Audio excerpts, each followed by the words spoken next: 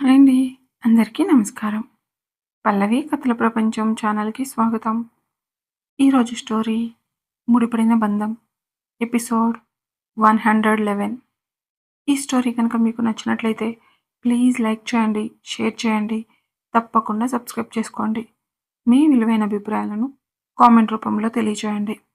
ఎవరైనా మన ఛానల్‌ని ఫస్ట్ టైం చూస్తుంటే గనక ప్లీజ్ అండి దయచేసి సబ్స్క్రైబ్ చేసుకొని చూడండి. ఇక ఆలస్యం చేయకుండా స్టోరీలోనికి వెళ్ళిపోదాం. విరాట్ చిన్నగా నవ్వుతూ, మా అమ్మకి షుగర్ నచ్చదు. అందుకే చాలా లైట్‌గా షుగర్ వేస్తుంది. నువ్వు క్వైట్ ఆపోజిట్. నీకు స్వీట్స్ అంటే చాలా ఇష్టం. అలాగే నీ టేస్ట్‌కి తగ్గట్టు చాలా స్వీట్‌గా చేస్తావు. అందుకే ఒక్క స్పూన్ తినగానే డిఫరెన్స్ తెలిసిపోతుంది అని అంటాడు. గీత ఆశ్చర్యంగా చూస్తూ, మీరింత చిన్న చిన్న విషయాలు కూడా అబ్జర్వ్ చేస్తారా? అని కప్పలాగా నోరు తెరిచి చూస్తూ ఉంటుంది. విరాట్, నన్ను చూసింది చాలులే. ఇప్పటికే చాలా లేట్ అవుతుంది. ఫస్ట్ తిను అని మెల్లగా అంటాడు. గీత కామ్‌గా తన డిన్నర్ కంప్లీట్ చేసి, ఆ బౌల్స్ అన్నీ కిచెన్‌లో సర్ది విరాట్ వైపు చూస్తూ, సార్, ఆఫ్టర్‌నూన్ బాగా నిద్రపోవడం వల్ల నాకు నిద్ర రావడం లేదు. మీరు వెళ్లి పడుకోండి. నేను కొంచెం సేపు వాకింగ్ చేసి వస్తాను అని అనడంతో విరాట్ టైం చూసి, టైం ఎంతవుతుందో చూసావా? 11:30. ఈ టైంలో వాకింగ్ ఏంటి? పైగా ఒక్కదానివే అని ఆలోచిస్తూ, సరే, నీతో నేను వస్తాను పద. ఇద్దరం వెళ్దాం అని అంటాడు.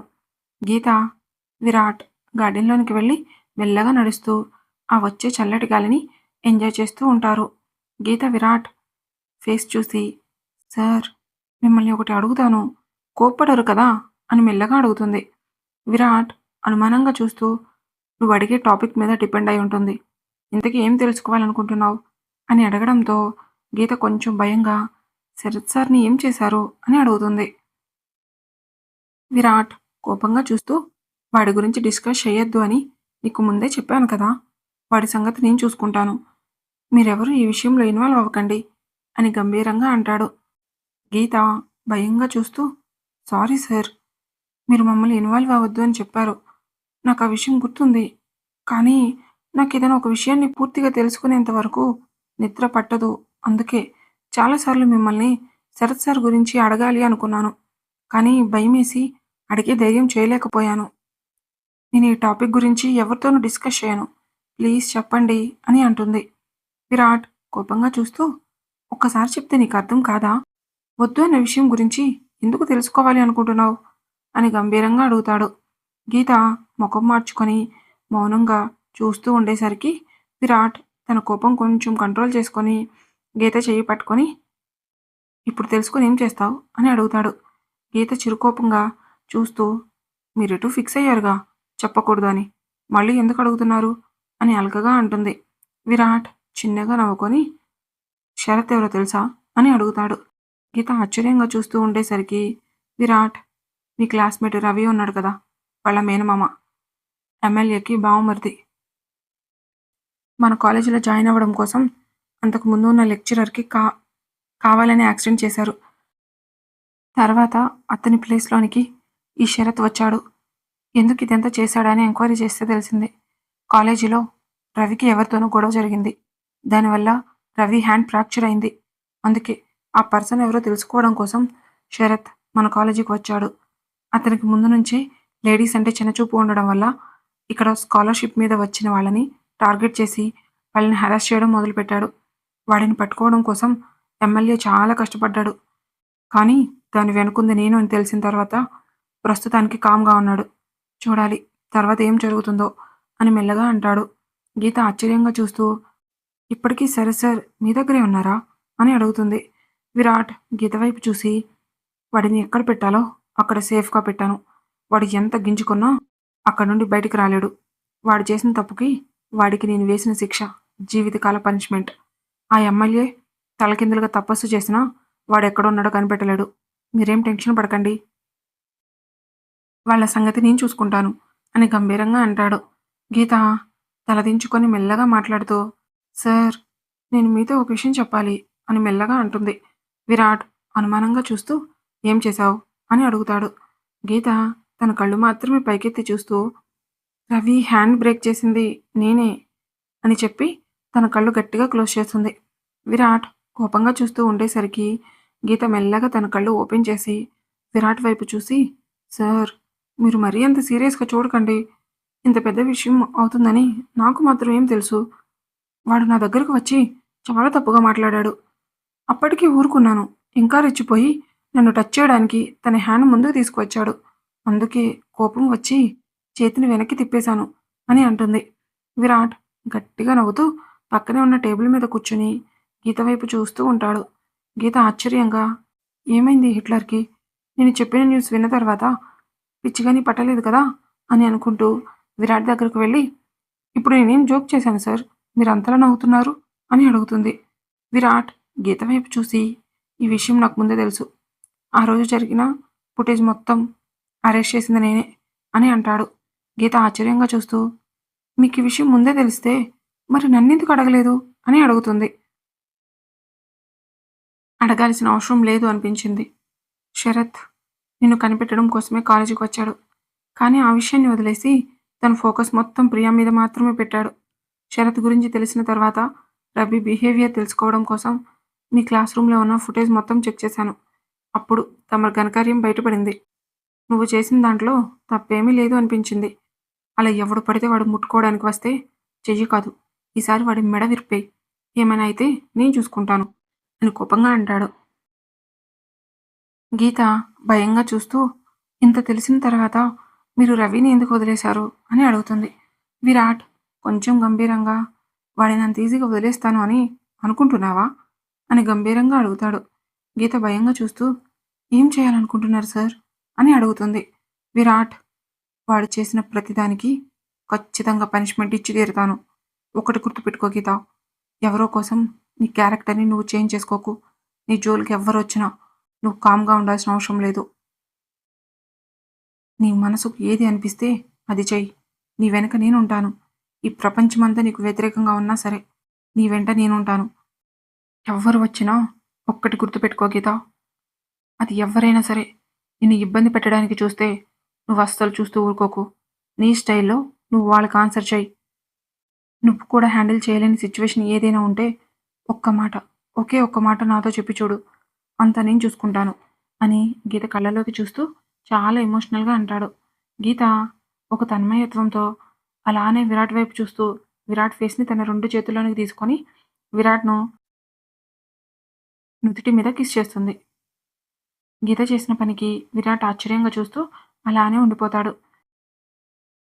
గీత కొంచెం వెనక్కి జరిగి, తప్పుగా అనుకోకండి సార్. మా నాన్నంటే నాకు చాలా ఇష్టం. ఆయన నన్ను ఫుల్ హ్యాపీ చేసినప్పుడు ఇలానే కిస్ చేస్తూ ఉంటాను. ఇప్పుడు మిమ్మల్ని కూడా అలాగే చేశాను. మా ఫాదర్ నాకు ప్రతి విషయంలో ఫ్రీడమ్ ఇచ్చారు. ఒక ఆడపిల్ల భయంగా ఉండకూడదు. ఏ సమస్య వచ్చినా ధైర్యంగా ముందుకు వెళ్ళాలని నేర్పించారు. మా లైఫ్‌లో ఒక క్రిటికల్ సిట్యుయేషన్ వచ్చినప్పుడు మా నాన్న నా దగ్గరకు వచ్చి, గీతమ్మ, నువ్వు నీలా ఉంటే చాలా ప్రాబ్లమ్స్ వస్తాయి. నా కోసం నీ కోపాన్ని తగ్గించుకొని నీ కళ్ళ ముందు ఏది జరిగినా చూసి చూడనట్టు ఉండు. పొరపాటున కూడా ఏ ఒక్కళ్ళతో గొడవకు వెళ్ళకు అని నా దగ్గర మాట తీసుకున్నారు. ఆ రోజు చాలా బాధ అనిపించింది సార్. ఆయన ఒక తండ్రిగా నా క్షేమం కోసం నన్ను తగ్గి బ్రతకమన్నారు. అప్పుడు ఆయన అడిగిన దాంట్లో నాకు తప్పనిపించలేదు. కానీ చాలా బాధపడ్డాను. కానీ సార్, ఇప్పుడు మీరు ఎవరి కోసం నా క్యారెక్టర్‌ని చేంజ్ చేసుకోవద్దు. ఎదుట ఉంది ఎంత పెద్దవారైనా తప్పు చేస్తే నువ్వు అస్సలు సహించొద్దు. అవసరమైతే నీ వెనక నేనుంటాను అని భరోసా ఇస్తున్నారు. ఈరోజు నాకు చాలా ధైర్యంగా ఉంది సార్ అని ఎమోషనల్‌గా అంటుంది. గీత తన కన్నీళ్లు తుడుచుకొని, సార్, ఇప్పటికే చాలా లేట్ అయిపోయింది. పదండి లోపలికి వెళ్దాం అని అంటూ లేచి ముందుకు వెళ్ళబోతుంటే విరాట్ గీత చేయి పట్టుకునేసరికి గీత వెనక్కి తిరిగి, ఏమైంది సార్ అని మెల్లగా అడుగుతుంది. విరాట్ తన వైపు సూటిగా చూస్తూ, నాతో ఏమైనా చెప్పాలా అని అడుగుతాడు. గీత చిన్నగా నవ్వుతూ, చెప్పాలి సార్. మీతోనే చాలా చెప్పాలి. కానీ ఇప్పుడు కాదు. ఈ పూజ పూర్తవనివ్వండి సార్. మీకు తెలియని మరో గీతను మీకు పరిచయం చేస్తాను అని నవ్వుతూ అంటుంది. విరాట్ గీత చేతిని అలాగే పట్టుకొని, అంజలి, నువ్వెప్పటికీ నాతోనే ఉంటావు కదా అని మెల్లగా అడుగుతాడు. ఆ మాట విన్న గీత ఫేస్‌లో నవ్వు మాయమై చాలా బాధగా చూస్తూ, కొన్ని ప్రశ్నలకి మన దగ్గర సమాధానం ఉండదు సార్. కాలమే సమాధానం చెప్పాలి. పదండి వెళ్దాం అని ముందుకు వెళ్తుంది. విరాట్ మౌనంగా గీత వెనుక లోపలికి వెళ్తాడు. విరాట్ మొబైల్ రింగ్ అవడంతో విరాట్ అనుమానంగా చూస్తూ ఈ టైంలో అర్జున్ ఎందుకు కాల్ చేస్తున్నాడు అని అనుకుంటూ తన పాకెట్లో ఉన్న మొబైల్ తీసి హలో అర్జున్ అని గంభీరంగా అంటాడు. అర్జున్ కొంచెం కంగారుగా మాట్లాడుతూ విరాట్ నీతో ఒక ఇంపార్టెంట్ విషయం మాట్లాడాలి అని గంభీరంగా అంటాడు. విరాట్ అనుమానంగా ఏం జరిగిందో చెప్పు అని అడుగుతాడు. అర్జున్ కొంచెం భయంగా నిన్న నువ్వు పంపించిన పర్సన్ డీటెయిల్స్ ఎంక్వైరీ చేశాను అని అంటాడు. విరాట్ ఏం తెలిసింది? ఇప్పుడు అతను ఎక్కడున్నాడు అని అడిగేసరికి అర్జున్ కొంచెం గట్టిగా మాట్లాడుతూ అసలు అతను ఎవరనుకుంటున్నావు విరాట్? ఆ చక్రపాణి పెద్ద కొడుకు దేవా. ఆ చక్రపాణికి 2 కొడుకులు ఉన్నారన్న విషయం అందరికీ తెలుసు కానీ దేవాని ఎవ్వరూ ఎక్కడ చూడలేదు. నేను ఎంక్వైరీ చేసిన దాంట్లో తెలిసిందేంటంటే వీడు గత 3 ఇయర్స్‌గా కోమాలో ఉన్నాడంట. ఎవరో ఒక మైనర్ అమ్మాయిని హెరాస్ చేసి వీడి శాడిజంతో ఆ అమ్మాయిని పెళ్లి చేసుకోమని ప్రతిరోజు టార్చర్ పెట్టేవాడంట. ఏం జరిగిందో తెలీదు. ఒకరోజు సడన్‌గా తలకి పెద్ద గాయంతో హాస్పిటల్‌లో జాయిన్ అయ్యాడు. అప్పటినుండి మొన్నటి వరకు అసలు స్పృహలోనే లేడు. రీసెంట్‌గా 1 వీక్ బిఫోర్ సడన్‌గా కోమాలో నుండి బయటికి వచ్చాడు. విరాట్ నేను విన్నదాని ప్రకారం వీడు చాలా డేంజర్. ఏం చేశాడో తెలీదు. ఆ చక్రపాణికి బెయిల్ వచ్చింది అని కోపంగా అంటాడు. విరాట్ వాట్? వాడికి బెయిల్ వచ్చే ఛాన్సే లేదు. అలాంటిది ఎలా బెయిల్ తీసుకొచ్చారు అని గంభీరంగా అడుగుతాడు. అర్జున్ మెల్లగా మాట్లాడుతూ ఇప్పుడేం చేద్దాం విరాట్ అని అడిగేసరికి విరాట్ కొంచెం సేపు ఆలోచించుకొని నువ్వేం టెన్షన్ పడకు అర్జున్. ఆ తండ్రి కొడుకుల సంగతి నేను చూసుకుంటాను. నువ్వు ప్రశాంతంగా పడుకో అని కాల్ కట్ చేస్తాడు.